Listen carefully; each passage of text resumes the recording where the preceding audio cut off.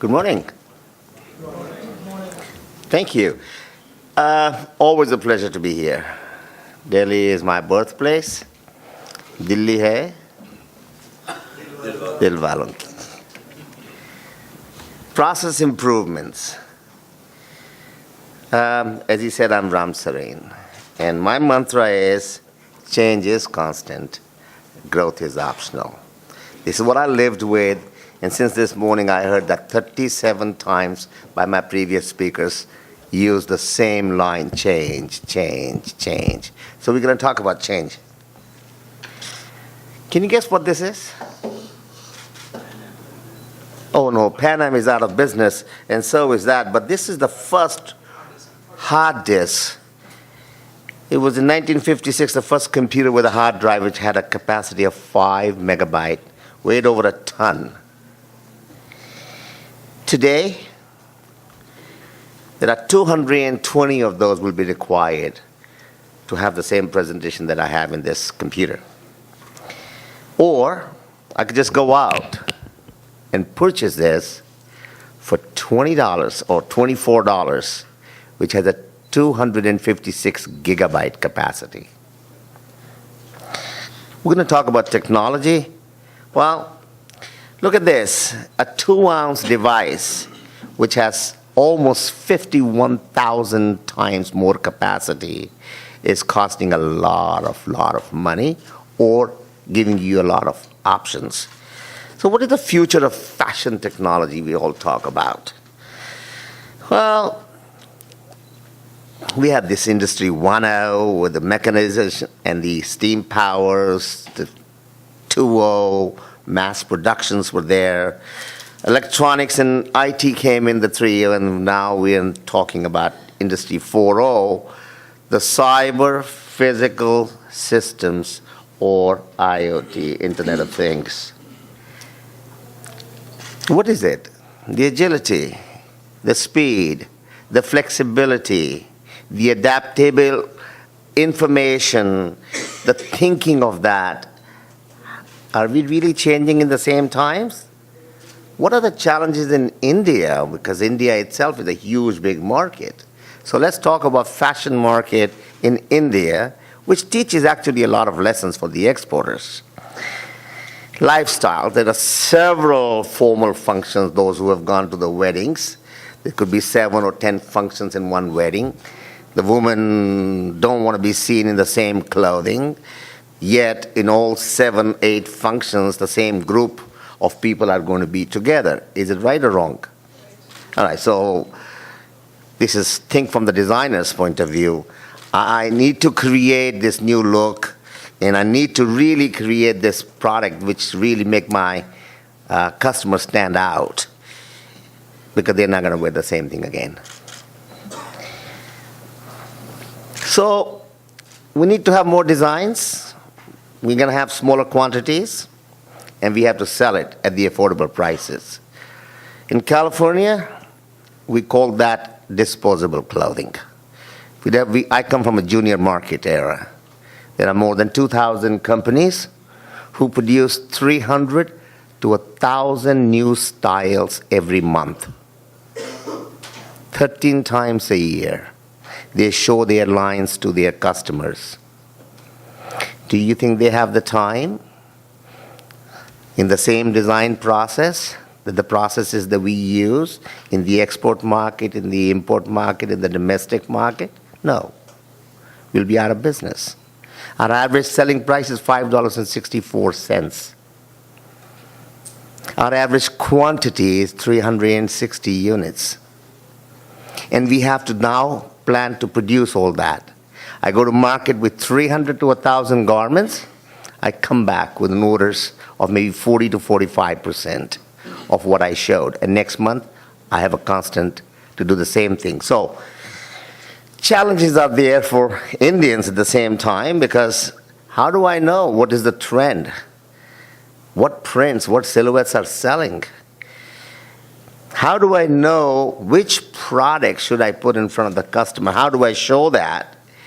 If I don't, Did I miss this opportunity? There was a wedding season, and then there was a Diwali, and then there was a function. Did I plan for all that? If I didn't, there could be reasons that I'm not in business. My mantra in fashion is fit. If it doesn't fit, it doesn't sell. You can make the most beautiful looking garment which will attract the customer to the product. You could have the most beautiful picture having an unusual body wearing that garment, but that's not your body and not your shape, and the brand didn't think of you. You buy it and you send it back. It's called returns. So fit is the most important part. Not only that, what about making sure the fit is consistently the same, regardless of what products or what categories of products that I'm selling or I'm making? If I don't have that, I have a real problem having that customer come back to me. Two reasons for that. I'm size A, whether I buy top or bottom for that brand. But if these brands are making it at different places, designing it different places, all of a sudden you've created two different sizes for the same consumer who only knows you. And that's the very quick formula to lose your customers. So good fit. In most of us, we've seen these dummies that we try to test on. Am I right? Yeah? These dummies, of course, some of them started from body scanning data and so on. By the time the final product came out, there were no similarities, none whatsoever. Besides being very costly, it really didn't do anything except take a lot of room in my sample room and so on. And if I didn't get the approvals or didn't get the same fit, which I was testing on my fit model, I really had a disconnect between the two.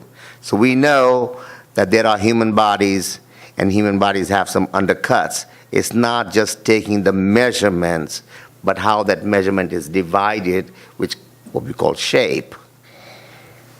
We didn't really capture that.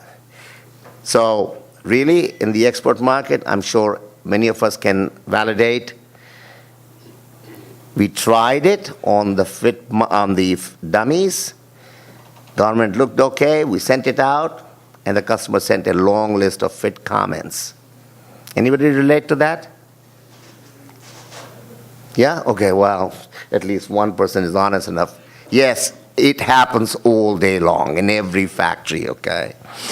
So if this failed, is it because there was a dissimilarity, the shape, as well as the cloth to cloth? It's stuck. Masterji says, yes, it looks okay. Yes, it looks okay. Yes, it looks okay. And I take a picture and I send it to the customer or send it to the designer, and everything is okay. Till they put it on a human body that drapes naturally, and then that look is very different. Anyway, going back to this is the communication between the two. How I look at it, and it looks okay here, and they can't see it. And when they see it on a fit model, I don't see it. So this miscommunication creates paperwork and frustrations. So what happens here? What matters here is the shape. Who is your customer? What is their shape? If you don't understand that, I have an example here of a dozen fit models. They're all California fit models. If I took 3 different measurements, the bust, the waist, and the hip, all these 12 are within half an inch numbers. Visibly, they're all different. And each one has a different set of customers that the brand is targeting, because their customer is that shape, not the measurement. And that's what fashion industry is all about. So there must be 0, or I call 0, Shunya in some of the languages here, Bangla. Difference between human body and if you're going to work on development off-site. In order to do that, we need to replicate that fit model. And that's the only way you have a technology. And it doesn't mean that I'm just going to replicate the body by measurements only or by shape only, but also by posture. Why posture? Because posture makes a huge difference. You have anybody does large sizes here? Large women's sizes? Anybody does that category? Okay.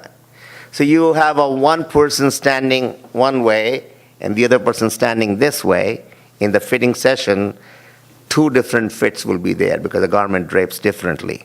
So the posture makes a huge difference to understand that. So rather than just making one measurement or having certain measurements which we are looking at the tech packs or the sheets, we're really trying to find out what is the exact shape of this person. And the best way to do that is scanning the person. So you scan the person, you bring it into the computer, and then you have a total replica.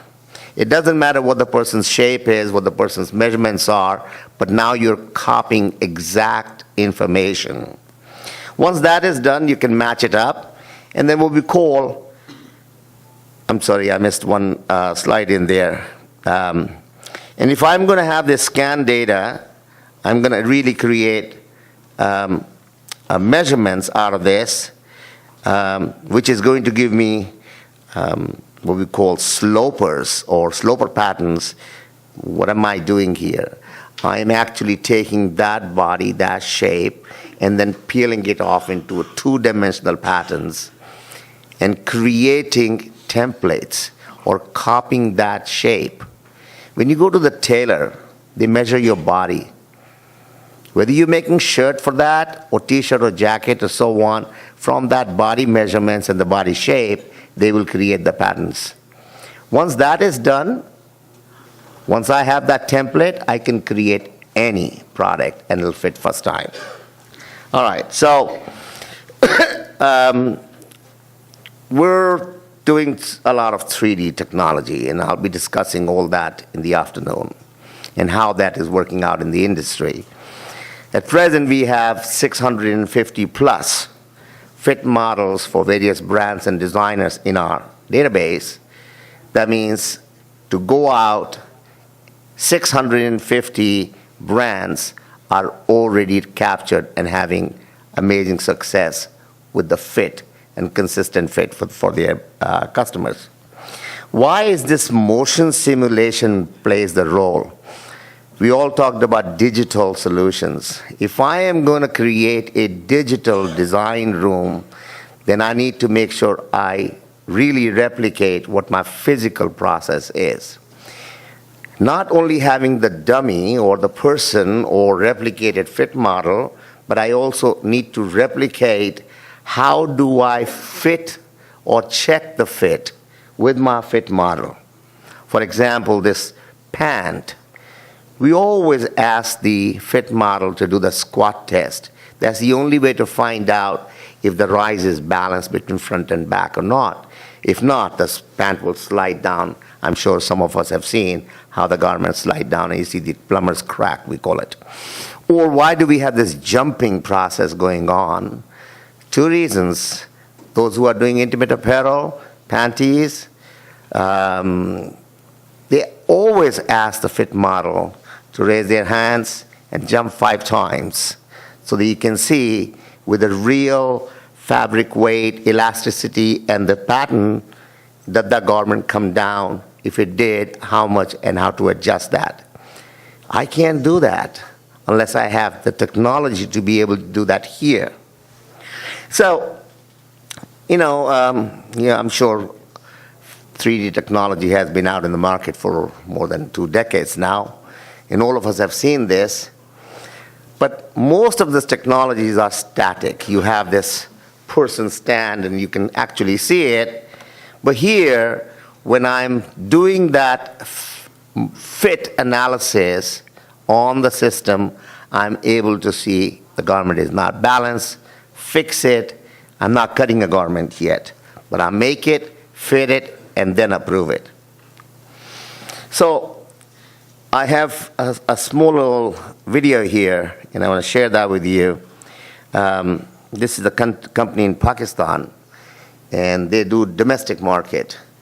So the first thing they are doing is they're creating the pattern and the styles. And now all of us have seen this kurti lengths in India, but it's like selling architectural drawings of what the house is going to look like, and somebody has to try to figure out what the garment is going to look like. Except in this company, you have everybody coordinated, everybody's working together on the same platform, where there's the print designers working on one area, and the pattern makers are working, the designers and the visualizers and the approvers and so on. But the design process is literally hours, not days.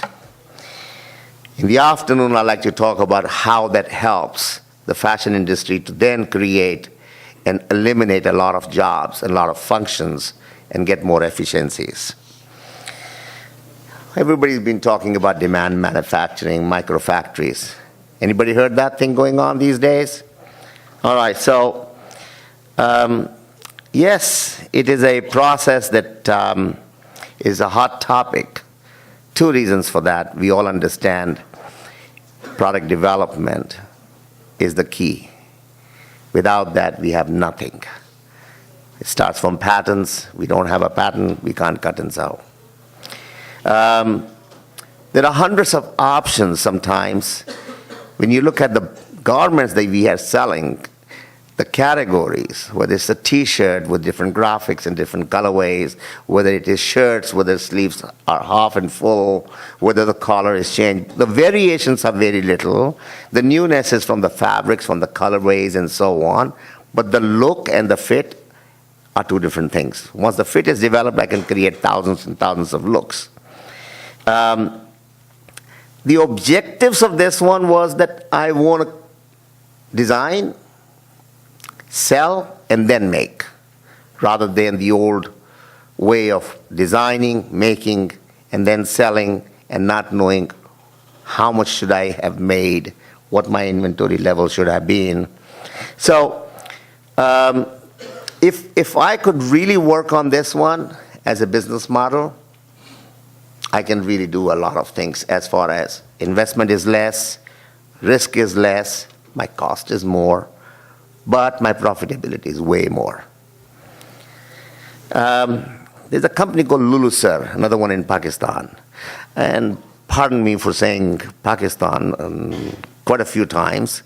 We started working with them about 2 years ago, and I tell you, I've worked in Asia with a lot of countries. I have yet to see way more organized factories than Bangladesh and a lot of places put together, a way more commitment in their business, in their infrastructure, from yarn to all the way final products, okay? And their quality is absolutely phenomenal. This is the company which was started by 9 people, everyone under 35-year-old, and totally digital, Lulusar. Everything is digital, from design to development to the websites. There is no inventory, there is no product there. Everything which is sold is developed within the company, but not in the same campus. There are people working at different places, but they are collaborating on the cloud data and talking to each other as though they are in the same room. And that's the power of technology. Lulusar is a sub-brand for matrix sourcing, and the main idea behind the brand and the company is that we really want to move towards really high-tech technologies in means of product development, pattern development, print development, and brand development.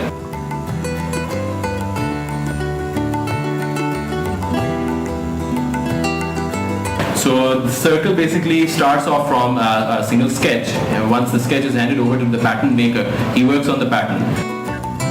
And once the pattern is developed, print designer adds the required prints, placements and everything. Then you take it into the 3D to model it, fix your patterns, see where the fabric isn't falling right, see the loose areas, the tight areas, which is all color-coded, easy to understand. And then taking that to a final design stage, and then you cut a final garment, which is very accurate. And that's enabled us to come up with 100 styles without physically sampling till everything is approved.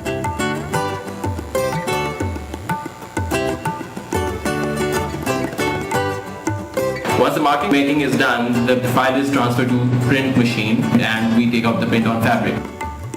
We don't waste ink on the excess area and we right away print area which is required. The panels, be it sleeves, cuffs and the placement prints. It's really efficient, fast process.